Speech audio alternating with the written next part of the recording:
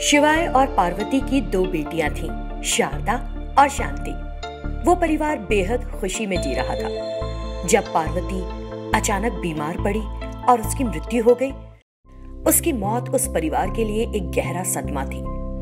उसके मर जाने से दोनों बेटियों की देखभाल की जिम्मेदारी शिवाय पर आ गई।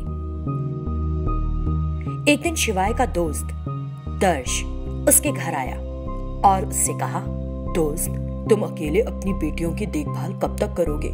लड़के फिर भी माँ के बगैर रह लेते हैं, लेकिन बेटियों को माँ की जरूरत होती ही है। मेरी बात सुनो और दूसरी लड़की से शादी कर लो। तुम्हारी बात सही है, लेकिन अगर कोई ऐसी आ गई जिसने लड़कियों की देखभाल करने में रुचि नहीं दिखाई, तो उनकी हालत बद से बदतर हो जाएगी। ऐसा नहीं होगा। एक अच्छी लड़की है, उसने बचपन में ही अपने माँ बाप खो दिए थे। उसे उसके नाना ने पाल पोस कर बड़ा किया है। वो उसकी शादी करना चाहता है, लेकिन लोग दहेज के नाम पर ढेर सारा पैसा मांगते हैं जो वो दे नहीं सकता।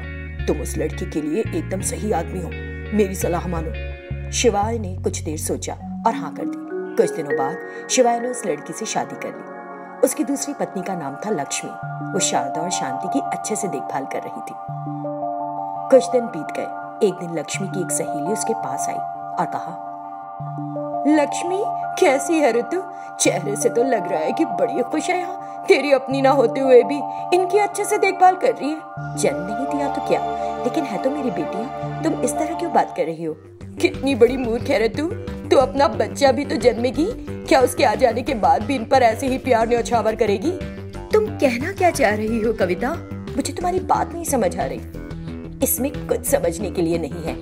अगर तू उन्हें एक हद में रखती है तो तेरे लिए आगे सही रहेगा। सिर्फ तेरे अपने बच्चों को मिलनी चाहिए जमीन जायदाद, इन लड़कियों को नहीं। एक बार फिर सोच के देख ले। इस तरह लक्ष्मी को उलझन में डालकर वो वहां से चली थी बनी। उस दिन के बाद से लक्ष्मी उन लड़कियों को डांट डांट कर उनसे घर के काम करवाने लगी, क्योंकि वो बच्चियों उम्र में छोटी थी। दोनों रोती और एक दूसरे से एक दिन कहने लगी, माँ ऐसे बदल क्यों गई? वो पहले तो नहीं डांटती थी।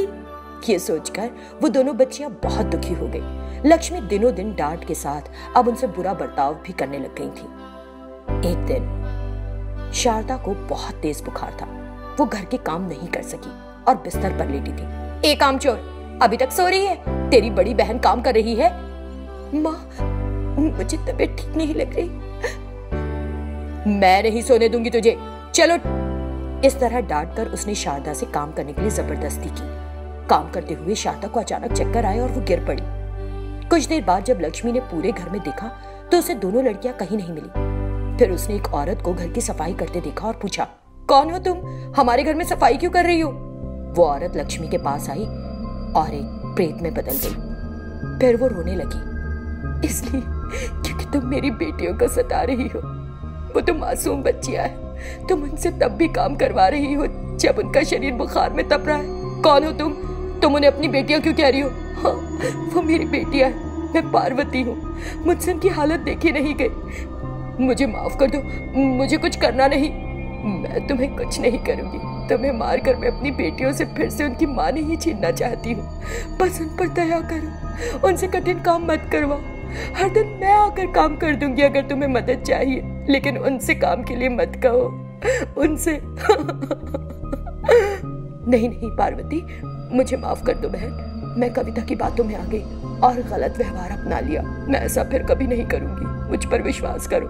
ठीक है लक्ष्मी, मुझे खोने के बाद दोनों बच्चियां तुम्हें अपनी माँ को देखती हैं। तुम्हें उनकी प्यार से देखभाल करनी चाहिए। उनका उत्साह बढ़ाओ ताकि वो तुम्हारा आदर कर सके। उन्हें कोस कर उनका दिल मत दुखाया करो। मेरी बच्चियों को अपना मानो। तुम चिंता मत करो, मैं उनकी अपनी बच्चियों की तरह ही देखभाल करूंगी। तुम एक बहुत अच्छी इंसान हो पार्वती। अगर तुम्हारी जगह कोई और होता तो मुझे जिंदा नहीं छोड़ता। मैं शारदा और शांति के साथ कभी गलत व्यवहार नहीं करूंगी। मैं वचन देती हूँ। अब मुझे तसल्ली हुई, मैं जा रही हूँ। ये कहकर वो प्रेतात्मा वहां से अदृश्य हो गई। उसके बाद से लक्ष्मी दोनों बच्चियों की फिर से अच्छे से देखभाल करने लगी। कभी कभी प्रेत रूप में पार्वती लक्ष्मी से मिलने आती और उनके हालचाल पता करती। इस तरह वो परिवार फिर से खुशियों में खेल रहा है। एक बार रामगढ़ गांव में एक प्रसिद्ध मंदिर हुआ करता था। लोगों का कहना था कि मंदिर में कई अलौकिक शक्तियां थीं। दुर्भाग्यवश उस गांव में लगातार कई बार सूखा पड़ा। उस गांव के हालात देखकर राजा ने उस मंदिर में पुजारी को जिम्मेदारी दी कि वो उन सभी ग्रामीणों को प्रतिदिन मुफ्त और पौष्टिक भोजन उपलब्ध कराए। लेकिन वो पुजारी बस 1 या 2 ग्रामीणों को ही भोजन परोसता था। खाना खत्म हो गया, आप सभी कल आइए, मैं भोजन दूंगा। ऐसा कहकर वो उन्हें लौटा देता। ब्राह्मण होने की वजह से कोई उससे सवाल जवाब नहीं करता। एक दिन एक यात्री बलबीर राज्य के आसपास यात्रा करते हुए उस गांव में आया। वो बहुत बुद्धिमान व्यक्ति था। वो किसी भी जटिल समस्या को ध्यान से सुनकर कुछ ही समय में हल कर सकता था। उस गांव में आया तो कुछ देर बाद उसे भूख लगी। मुझे बहुत भूख लगी है, मैं मंदिर में जाकर कुछ प्रसाद ग्रहण कर अपनी भूख को पूरा कर सकता हूँ। इतना सोचकर वो मंदिर की ओर चल दिया। रास्ते में वो एक आदमी से मिला। तब बलबीर ने उस आदमी से पूछा, भैया इस गांव में मंदिर कहाँ है, जरा बताएं। मंदिर वहाँ है। इतना धीरे बोलते देख बलबीर ने पूछा, भैया अगर आप बुरा ना माने तो एक बात पूछूं, आप इतने कमजोर क्यों दिख रहे हैं? क्या बताऊं, भगवान का इस गांव पर क्रोध है। हमारे पास खाने के लिए खाना नहीं, हमारे पास इस गांव को छोड़ने का साहस भी नहीं। क्यों? इस गांव में भयंकर सूखा पड़ा। तब से राजा ने इस मंदिर में पुजारी को प्रतिदिन सभी ग्रामीणों को भोजन उपलब्ध कराने का आदेश दिया है, लेकिन वो पुजारी केवल 1 या 2 ग्रामीणों के लिए भोजन उपलब्ध करा रहा है। तो आप राजा से शिकायत करिए ना। ये संभव नहीं, हमें राजा से मिलने के लिए गांव से बाहर जाना पड़ेगा। इसके लिए जीवित भी तो रहना होगा। बाहर जाने से कैसे मर जाएंगे? इस गांव के अंत में एक इमली का पेड़ है। उस पेड़ पर एक शैतान रहता है। वो शैतान उन लोगों को जो भी उस तरफ से जाते हैं मार देता है और उन्हें खा जाता है। ऐसा कहकर वो वहाँ से चला गया। उसकी स्थिति को देखकर बलबीर को बहुत दुख हुआ। उसके बाद उसने पुजारी को सबक सिखाने का फैसला किया और ग्रामीणों को शैतान से राहत दिलाकर उस गांव की महिमा को वापस लाने का निर्णय लिया। योजना के अनुसार बलबीर उस पेड़ पर गया जिस पर शैतान रह रहा था। बलबीर को देखकर वो शैतान उसके सामने प्रकट हुआ और बोला, बहुत समय बाद मनुष्य मांस खाने को मिलेगा। गुरुदेव मुझे आशीर्वाद दें। इतना कहते हुए बलबीर जमीन पर शैतान के चारों ओर चक्कर लगाने लगा। ये देखकर, अरे रुक भी जाओ, क्या कर रहे हो तुम? मैं आपको प्रणाम कर रहा हूँ गुरुदेव। मुझे प्रणाम कर रहे हो? आपको बीता हुआ कल याद नहीं है गुरुदेव? एक दिन यूं हुआ कि आपने एक बुजुर्ग व्यक्ति को आतिथ्य की पेशकश नहीं की जो आपके पास आया था। उसने आपको श्राप दे दिया। ओह, ये तो मैं नहीं जानता। श्राप के कारण ही नहीं जानते हैं गुरुदेव। अच्छा, तो मुझे फिर से एक मनुष्य बनने के लिए क्या करना चाहिए? आपको इस गांव में सभी को भोजन दान करना चाहिए। मैं ये कैसे कर सकता हूँ? ये संभव है। इस गांव में एक मंदिर है।